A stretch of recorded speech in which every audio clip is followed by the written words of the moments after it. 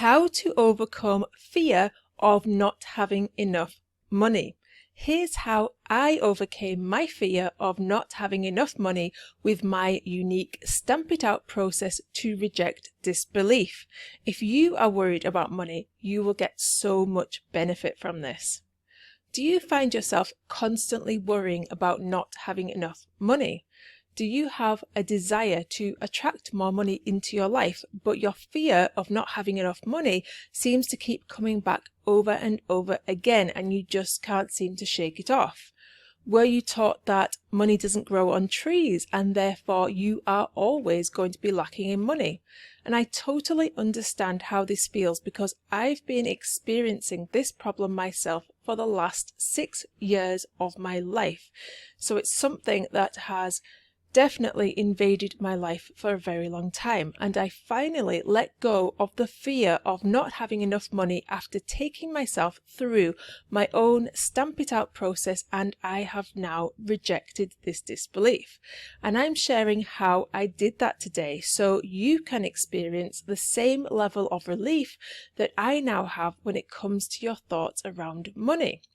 Today, you are going to discover why money doesn't actually exist, where money really comes from, how to make money, and my unique process for releasing fear of not having enough money.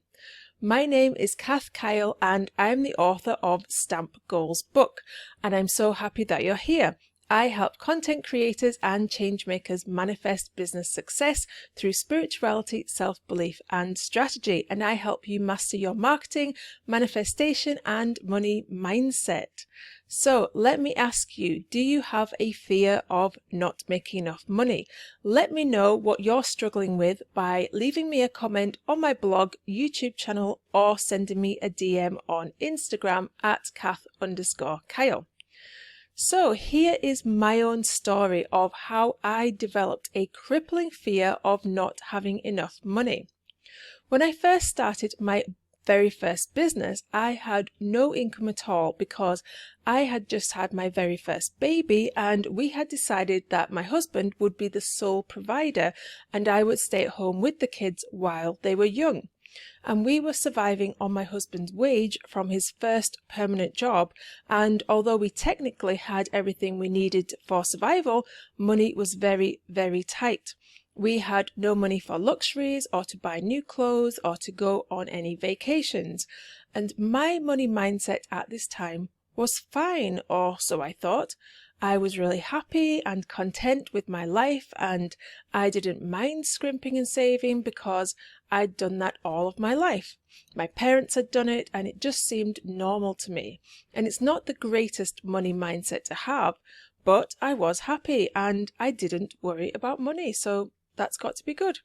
And then I started my first business and very quickly I was earning 6 figures and we were over the moon because now we could afford all of the luxuries that we couldn't have before.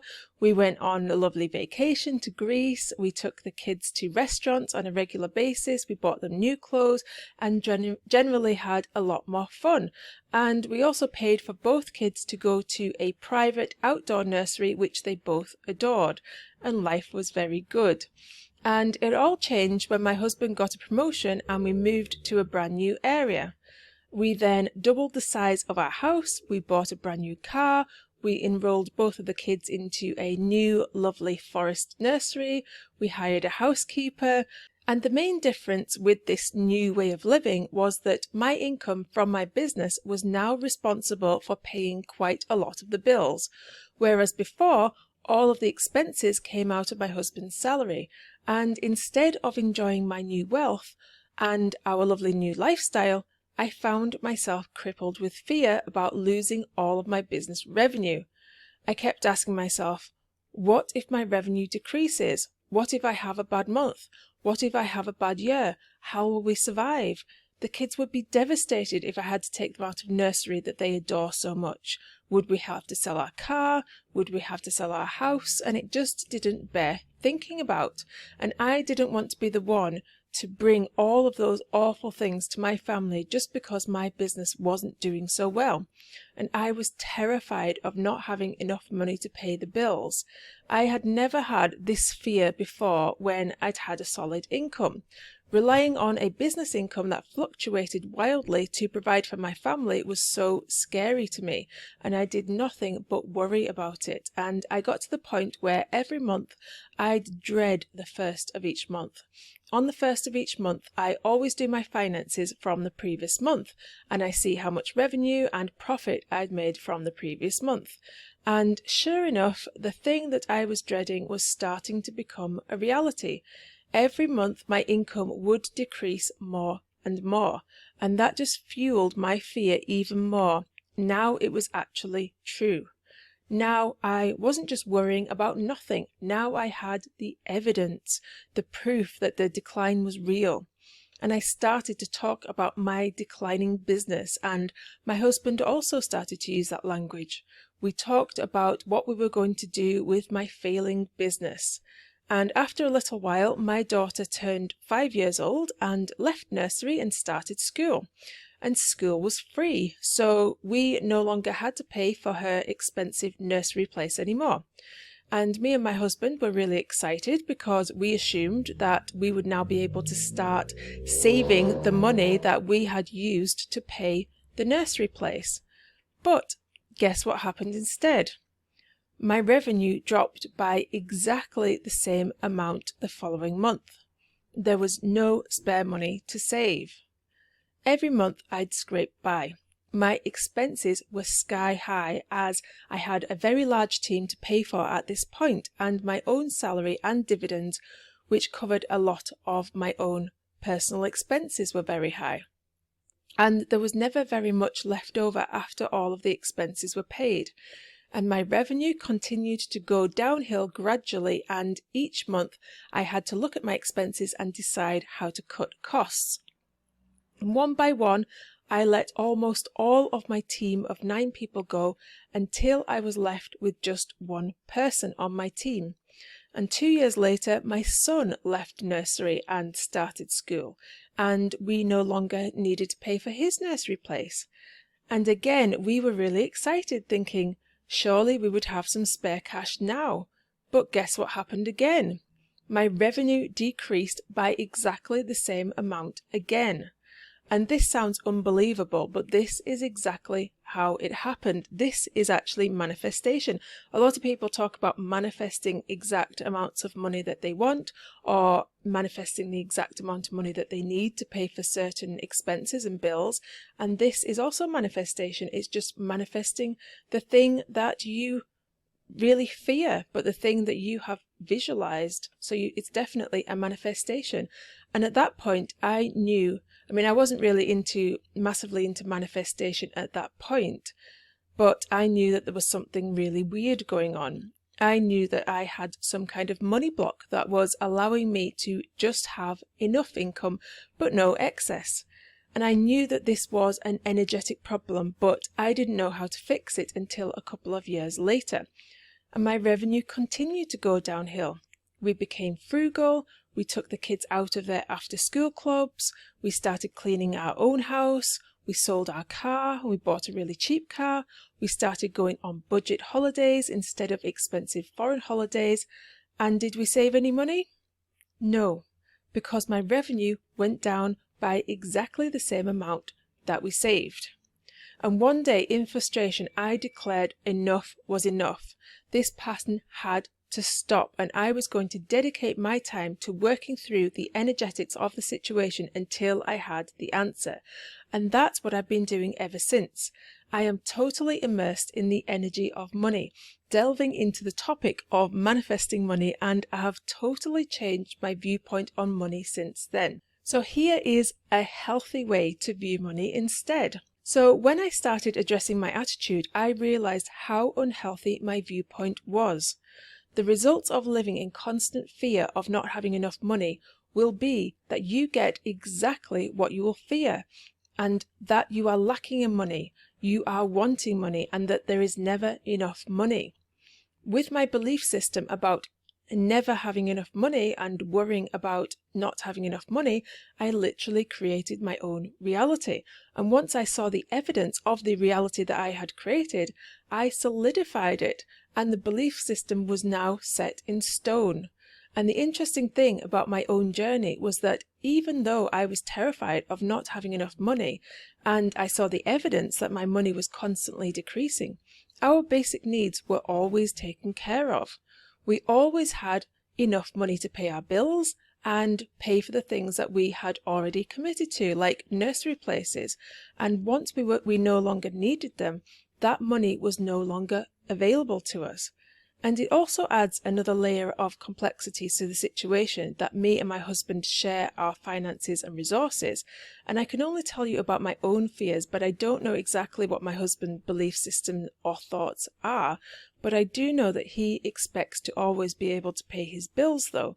So perhaps that's why we always had enough money to pay our bills. And even though I was terrified of the money disappearing, I still had an overarching belief that everything would be okay. So perhaps that is why we always had just enough money and no more after I started developing an intense fear of not having enough money. And everyone has different beliefs around money. Everyone's standard of living is totally different, and so is everyone's definition around having enough and not having enough money. What is acceptable to one person would be devastating to another person, and we can't compare our journey and our standard of living to other people's. The only thing we need to do is look inside ourselves at our own beliefs and how they are shaping our own lives. It is very natural to experience negative emotions around money and inevitable that these kind of things will arise, but it's vital that you resolve these issues and let them go. And I'm going to show you how to do that in a minute, but first of all, I'm going to share with you a much more healthy attitude towards money. And now I have got a completely different attitude towards money, and I'm going to share that with you now. So there's 4 new beliefs that I am going to share with you now, and these might really turn your own beliefs on their heads. So here's what I now believe. Number 1, money doesn't actually exist. What is money really, and why do we want it so much? Money is just a concept that humans created to represent value, and it doesn't actually exist in a tangible form. Yes, the concept exists. What money really is a promise to be able to use it to create tangible results. But there is nothing really tangible to demonstrate that money really exists. And you might think that your money is safe and well in your bank, but actually it's not physically there either. And although we do have coins and notes which are physical and tangible, and we do refer to them as money, they're not actually money. They just represent value. These coins and notes are not worth anything themselves. We use them because it is a convenient way to create a record of value. And before money was invented, people had to trade their products and services with other people, but that proved too tricky because not everybody wants to do direct trades. So money was invented to represent the value that you had provided to other people. Money is just a symbol of value. And a lot of people refer to money as energy, and it is the energy of value. Humans change the value of money all the time, and the value you have accumulated yesterday, so the money that you accumulated yesterday, might be less valuable today according to society, or it might be more valuable today. It's always changing all the time. You can't say that the value of money always stays the same. It's constantly changing. We keep changing our minds as to what's valuable in life. So money changes value based on many different things that are happening in the world at any one time, including where you live in the world and the state of the economy in the world. So because money only represents value, money doesn't actually exist in its own right. Also, the value of money is constantly fluctuating, so its value is never fixed. And another way in which money doesn't actually exist is because most of the money in the world is in bank accounts. So say, for example, you have $10,000 in savings in your bank account. And you might say that you have $10,000. You own $10,000, but you don't actually physically have this money. The bank has it. And guess what the bank does with it? It loans most of it out to someone else. And the bank itself is able to get another loan from the central bank for even more money because you gave the bank money. So your one deposit could be multiplying many times over in terms of the value it provides for the bank and for other people. And this is one way that the amount of money in the world keeps increasing. So someone else actually has your money, not the bank. The bank only has to keep around 10% of your money physically, and this varies depending on what country you live in, but this is how banks operate. So if everyone suddenly wanted to withdraw all of their money from the bank at the same time, they physically wouldn't be able to do it. So even though you feel like you have money because it is a number in your savings account in your bank, technically you don't actually have the money. You loaned it to someone else. And this might sound scary, but this is how the economy operates, and it's a good thing because it's how money keeps circulating around. The value that you provided to the bank now helps somebody else create more value in the world. Say if the bank has given somebody a loan and they use that loan to start a business, and that business creates more value because it produces things that people really wanted and new things that offer value to the world. People pay their money, the money gets paid back to the bank, and then the bank has even more money that they can loan out to other people. So money creates more money. Value creates more value. And if you start to see your money as simply value, and that the value you created is contributing to the good of society, it can completely change your view of money. Even if you have no savings, the same principle applies. You create value in the world by offering your time, your skills, or your creations to someone else, and you get paid for it. You then spend this money on valuable things that other people have given to you. You've traded your value for their value. You get to have something valuable that they gave you, and they get the money which they will use to pass on to someone else. Therefore, no matter how much money you have and whether you spend more of your money or save more of your money, the money and the value keeps on being spread around the world. None of it is yours to keep and own. It all just belongs to the world. And therefore, it is helpful to think of money as a resource that benefits everyone and not something that only benefits you. The more money you have, the more money the world has. Belief number 2, money is infinite for you. A lot of people are scared of money because they believe that there is a finite amount of money in the world and that all of the rich people have taken it and there is none left for anyone else. The truth is that although right now, this very second, there is a finite amount of money in the world, it is constantly increasing all of the time. So in this second, there's now more money in the world, and this second, there's now more money in the world. So there is always more money available in the future. The amount of money that you can make is infinite. People also feel guilty when they have money because they believe that in order for them to have more, other people must be suffering with less as a result. And that is not true.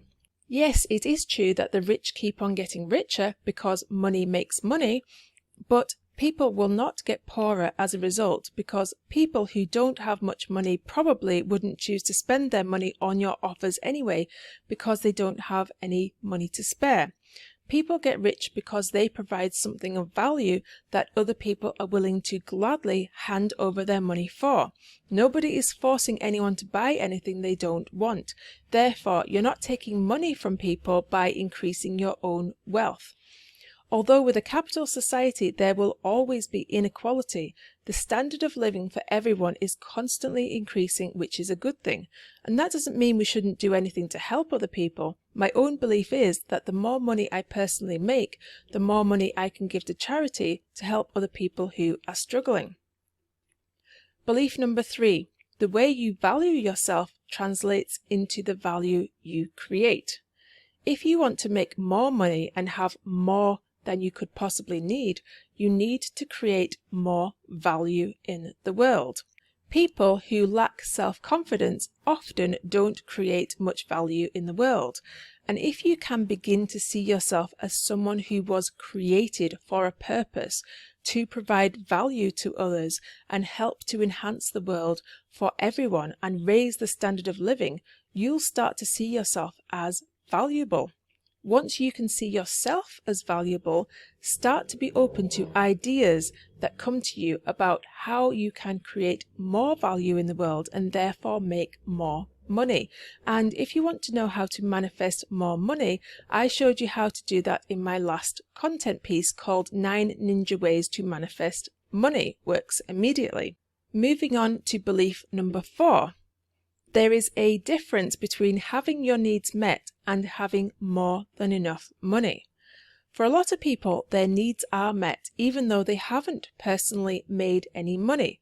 So how does that work? When people have children, one person often takes time off work to look after the children and they make no money or less money than they did before, but they still receive money, either from the state, from their family, or from their partner. Raising children is creating value in the world, even though you're not directly providing value to somebody else in return for the money. Some people don't appear to provide any value to society, but they still get benefits from the state or from their families and still have their needs met. So therefore, we know that by looking at these examples, that we can see that there are people who are not directly making money, but are still receiving money and having their basic needs met. Therefore, if it is possible for some people to have their needs met, it is also possible for us to have our needs met. I believe that everyone has a purpose in this life. I have had periods of my life where I haven't given any value to society and I have still been provided for. And if you think about it, most of us go through a long period of time as children and teenagers where we don't actively generate value and make money, but we still get our needs met.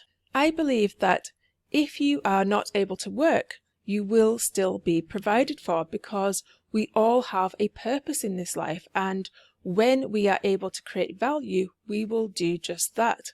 And yes, it is true that not everyone does have their basic needs met in this world.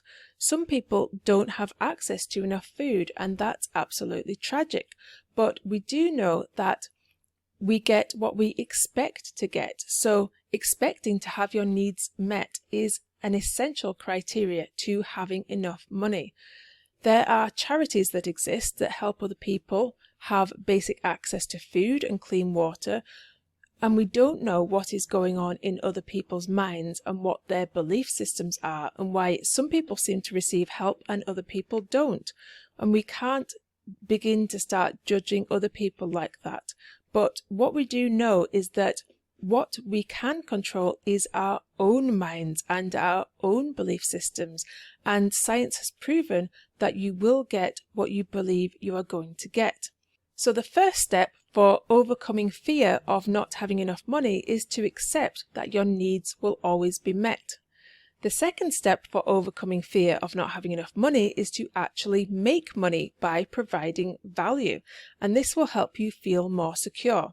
Although I do believe that the ultimate security is found in trusting God or the universe or whatever you want to call the higher power. And I believe that money ultimately comes from God through people. So let me now walk you through the process that I used to overcome my own fear of not having enough money. So now I'm going to take you through my stamp it out process to reject disbelief to show you how I overcame my fear of not having enough money. First of all, I identified what the disbelief was. My belief was that I didn't have enough money because my old businesses were declining and my new business wasn't growing fast enough, and that meant that I didn't have enough money. Then I analysed the disbelief. I started off asking myself what the advantages of believing this belief were. The advantages of believing that my old business was declining was that I no longer wanted to take that responsibility for it because I had lost my passion for that particular niche. I tried for many years to revive this passion, and despite that, I couldn't seem to get interested in this business again. And an advantage of believing that my new business has yet to take off is that I don't have to do anything that pushes me out of my comfort zone in order to help it take off. I don't have to do anything that scares me if I'm always in a state of waiting for my business to take off. Advantages of generally not having enough money in my business is that I don't have too many people to have to manage. In the past, I had a tendency to hire too many people, and managing 9 people at once really took the fun out of my business. And another advantage of not having enough money is that I don't have to worry about managing the money itself.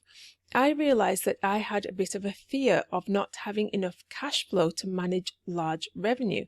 For example, having to pay a lot of money towards Facebook ads that would help to generate income would feel a bit scary for me in case I forgot about my Facebook ads and left them running and ended up with a really big bill that was higher than the revenue I'd made. Then I asked myself what the disadvantages of this disbelief were. For me, the disadvantage was that I was making less money. I didn't feel successful and I didn't have a sense of achievement. I also wasn't being a good role model to other business owners, which is what I wanted to be. Not making enough money in my business means I can't put more money back into the business to help it grow, so I reach and help less people. I also spend less money on expenses, which doesn't bless other people with money when I pay them. Not making enough money in my personal life means that I am worrying about the future, also not having a pension and how to provide for myself when I'm older. And there is also a lot less money for having fun now, especially when my children are still young. Next, I asked myself if the disbelief was actually true. First of all, I asked myself, is it true that I don't have enough money? Of course, this statement is very subjective. Everybody would answer something different when they looked at my own financial situation. What does enough even mean? It is human nature to always want more and never think that we've got enough. In our society, we tend to expect that our basic needs will be met, but have many wants that just keep growing and growing. And there are so many ways to answer this question, it's hard to even know where to start. What does enough mean to me? My honest answer to that question, do I have enough money, is yes and no. Yes, I do feel like all my basic needs have been met and always have been. I've survived all of the challenges I've faced in life so far. I have been homeless before and I still survived that. I've hit rock bottom and I know I'll always rise up and things will always improve. And I feel like I do lead a lifestyle where I do have more than enough. Generally, whatever I want, I can buy. We are doing really well. We have savings and investments and we're just about to buy a new house. So by most people's standards, we have way more than most, and I'm so grateful for this. And despite this, I've got to admit that I still want more. I want to be able to have more fun experiences with my family, go on cruises, see different places around the world. And so I know that I have a desire for more money to pay for these things. Saying that you don't have enough money comes from a place of lack and is negative, so it's not a statement that I want to continue to say. I do want to let go of the negative and rephrase it into something more positive. Although it is natural to feel like you don't have enough, it's much better to think that you are abundant and you have access to everything you desire. If you look at the evidence all around you, nature is abundant and is perfectly balanced and has everything it needs. And you are part of nature, therefore your needs will be met too, if you believe that they will. So, is it true that I don't have enough money?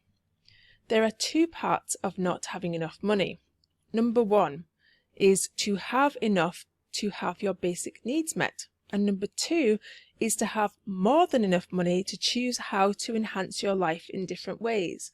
So looking at part one, do I have my basic needs met? Yes, I do and always have done. Therefore, there is no evidence to suggest that I don't have enough money. Looking at part number two, do I have more money to choose how to enhance my life? Actually, yes. The fact that we have savings and investments allows us to make choices about our life. We could buy numerous cruises with that money, so if I allow myself to think that I don't have enough, I am denying the abundance that is already mine. So how about wanting something that I clearly don't have enough money for at the moment, like a $1 million home with a swimming pool? I don't have enough money right now to buy a home like this outright, so that is true. But that doesn't mean that I can never experience staying in a $1 million home with a pool. There are numerous ways that this experience could manifest with or without money. And I hear stories like this all the time where people have manifested things that they don't have the money for. And I've done it myself. And if they can do it, there is nothing also preventing me from doing the same apart from my own belief system. So this experience is also available to me. I then proceeded to ask myself if all of my advantages for having enough money were also true. It is not true that I can't increase my revenue from a business that I am no longer actively working on. And I proved that by doubling my revenue for my passive business the month after I let go of this belief. And is it true that I can't make money if I don't do something that scares me? No, I have done plenty of things that scare me in my business, and now that things are easier, I can definitely make money without constantly being scared all the time. Is it true that having a bigger business will mean that I have to manage more people? No, this is also not true. If I feel like I need more support, I could hire one person to manage all of the people in my business, leaving me with just one person to manage. Is it true that I won't be able to manage my cash flow if I increase my spending on ads? No, it's not true. I can always hire somebody to help me with this, and I'm pretty sure that I would make it a priority with so much money going in and out on a daily basis that I am pretty sure I wouldn't forget to have a look at my ads. So all of these worries turned out to be lies. My main statement that I didn't have enough money was a lie. It was not the truth, and that's why it is called disbelief, because it is the refusal to believe in the actual truth. And when I realized this statement was disbelief, I was more than ready to let go of it. So now it's time to release the disbelief. What I do to release the disbelief is I write the disbelief down on a piece of paper that I call a stamp it out note, and I fold it up into a tiny square. And then I drop it into my stamp box, which is a box that I've allocated specifically for this purpose. And I then feel the feelings and relief of letting go of the statement. And now that the belief is gone, what is left is empty space. And this feels awkward. The brain needs some kind of positive new belief to fill this empty space. Otherwise, it won't be convinced that the belief has truly gone. I then brainstormed some new beliefs that would feel good to think instead of the old belief. And these new statements are called brain stamps because they stamp your neural pathways in your brain with a new belief that makes you feel successful, and therefore you will be successful. So here are some of my new brain stamps, and you can use these as well if you want. Money doesn't actually exist in a physical form. It is a measure of the value that I have provided. Therefore, I place my emphasis on providing value. My basic needs have always been and will always be met. When I keep focused on helping people, I create value for the whole world. I choose to believe that if someone has achieved something, it is also possible for me. There is no end to the amount of money that I can make. I was created for a purpose, therefore I choose to provide value to other people. God loves me and provides everything for my highest good. I am a highly valued and unique creator who constantly creates more and more value. There is always a way to manifest anything I desire. I am rich beyond my wildest dreams. The more people I provide value to, the more money I make. I am blessed with ideas that provide the answer to other people's problems. And it's good to read these brain stamps out loud at least once a day for at least 30 days. Also, try to catch negative thoughts and reframe them as soon as they pop into your mind by releasing the old thought and then thinking one of these brain stamps instead. I hope you can see how valuable it is to go through this process of releasing disbelief, and you might be wondering how you can start using this process on all of your disbelief that is keeping you stuck. So I have created a Stamp It Out process checklist and workbook to help you work through all of these questions yourself. And this Stamp It Out process workbook is available as part of the free Stamp Book bonus bundle for those who purchase my Stamp Goals book. The reason I added it to the book bonus bundle is because I explain in much greater detail how to use this process in my Stamp Goals book, and I also have a checklist you can print out as part of the Stamp It Out process workbook, which is one of the free bonuses you get when you buy the book. And if you want to grab your copy of the book, you can go to kathkyle.com/stamp goals, and while you're waiting for your copy of Stamp Goals book to arrive, you can start taking practical action in your business today. So now that you have learned how to let go of the fear of not having enough money, and you now understand that value is what creates money, you might be wondering how to set up your own business so you can have the opportunity to have a consistent source of unlimited income. Because when you work for someone else, your income is usually fixed. Even if you provide more value, you don't get paid more money, which can lead to you having a poverty mindset. But when you work for yourself, the sky's the limit, which is why most wealthy people are also entrepreneurs. And I have created a free workshop to help you start your own business called How to Plan Your Dream Six-Figure Business in 30 Days. And in this free workshop, I show you how to plan your dream six-figure business in 30 days that fits your personality, desires, and ideal lifestyle, and make money from a brand new business, even if you have no experience or product to sell. And this workshop is valued at $77 and is part of my Dream Business Blueprint course. And I'm giving you free access to this workshop and an associated workbook for a limited time only. And you can get that by going to kathkyle.com/blueprint. And next time, I am sharing some simple steps to starting the business of your dreams with no money. So make sure you subscribe to my podcast, Manifest Business Success, my YouTube channel, Kath Kyle, and follow me on Instagram at Kath_Kyle so you don't miss that. And I'll also let you know via email when my next piece of content has arrived. And I am currently giving away 4 brand new free gifts every month to my email subscribers, so don't miss that. And you can subscribe by opting into any of my free gifts, such as my free Manifestation Milestones board pack. This free Manifestation Milestones board pack is the ultimate motivator to help you manifest more business success. From this one pack, you can create both a vision board and an achievement board to help you feel good about what you've already created and manifest even more.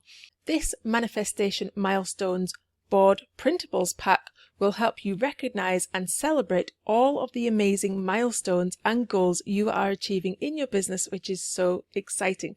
So you can download that by going to kathkyle.com/milestones. So now it is your turn to go and put your stamp on the world.